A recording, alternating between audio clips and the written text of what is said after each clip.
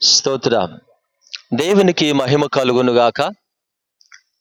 మన రక్షకుడును ప్రభు అయిన యేసుక్రీస్తు వారి ప్రశస్తమైన నామములో మీకందరికీ శుభములు వందనాలు తెలియపరుస్తున్నాం. ప్రియ దేవుని బిడలారా, ప్రభువుతో ప్రతిదినం తుది శ్వాస వరకు అనే ఈ కార్యక్రమానికి మిమ్మల్ని అందరినీ కూడా ప్రేమతో ఆహ్వానిస్తున్నాం.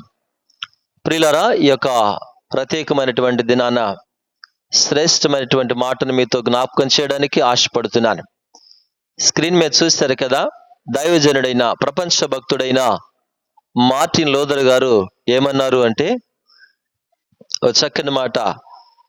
ఆయన అంటాడు, ఈరోజు నాకు ఎంతో పని ఉంది, మొదటి 3 గంటలు ప్రార్థనలో గడపాలి, లేకపోతే సాతాను నన్ను జయిస్తాడు అని మాట్లాడుతూ వచ్చాడు దైవజనుడైన మార్టిన్ లూథర్ గారు. ప్రియులారా, గమనించండి, ఆయన అంటున్నాడు చక్కని మాట. ఈరోజు నాకు ఎంతో పని ఉంది, మొదటి 3 గంటలు ప్రార్థనలో గడపాలి, లేకపోతే సాతానుడు నన్ను జయిస్తాడన్నాడు కదా.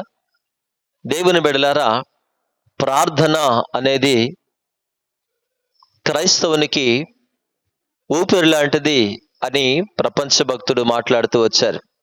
కాబట్టి ప్రార్థన మనం మానకూడదు.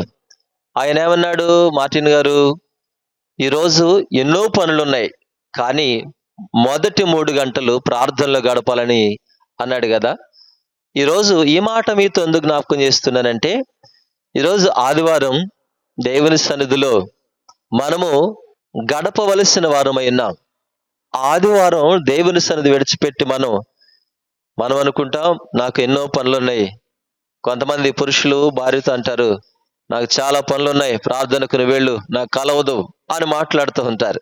కానీ ఏం చెబుతానంటే, మనం కుటుంబ సమేతంగా దేవుని సన్నిధిలో గడిపినట్లయితే కుటుంబ ఆశీర్వాదాలు వేరుగా ఉంటాయి.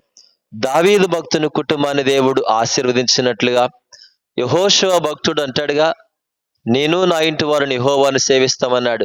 యెహోషువ కుటుంబాన్ని దేవుడు దీవించినట్లుగా, కొర్నేలి భక్తుని కుటుంబాన్ని దేవుడు దీవించినట్లుగా, అట్టి ఆశీర్వాదాలు మన కుటుంబంలోనికి దిగి రావాలంటే కుటుంబ సమేతంగా ప్రార్థనలో గడపాలి. ఆరాధనలో దేవునిలో మనం గడిపినట్లయితే ఆ దీవెనలు ఉంటాయి. నేను చెప్పిన దైవజనుడు మార్టిన్ గారు అంటున్న మాటలో, మొదటి 3 గంటలు ప్రతి దినం మొదటి 3 గంటలు ప్రార్థనలో గడపలేకపోతే నన్ను సాతానుడే జయిస్తాడంటాడు. మరి మన జీవితంలో నేను అంటున్నాను, అసలు ఉదయకాలం లేచిన తర్వాత ప్రార్థన చేసిన దాఖలాలు ఉంటున్నాయా? ఒకసారి నువ్వు ప్రశ్నించుకో. ఈ మాటలు వింటున్న దేవుని బిడ్డ, ఉదయకాలం లేవగానే మంచం మీద నుంచి లేచి మోకరించి ప్రార్థన చేయాలి. వాక్య ధ్యానమందును ప్రార్థన యందును ఎడతెగక ఉన్నారు బైబిల్లో ఉన్న భక్తులు. అయితే మొదటిది స్థానం దేవునికి ఇస్తే మిగతా స్థానాల్లో జయాన్ని దేవుడు నీకు ఇస్తాడు. అన్ని విషయాలు నువ్వు జయించాలంటే దేవునికి ప్రథమ స్థానం ఇవ్వాలి. దేవునికి మొదటి ప్రిఫరెన్స్ మనం ఇచ్చినప్పుడు దేవుడు ఏం చేస్తాడంటే మనలను గొప్ప విజయ వీరులుగా చేస్తాడు.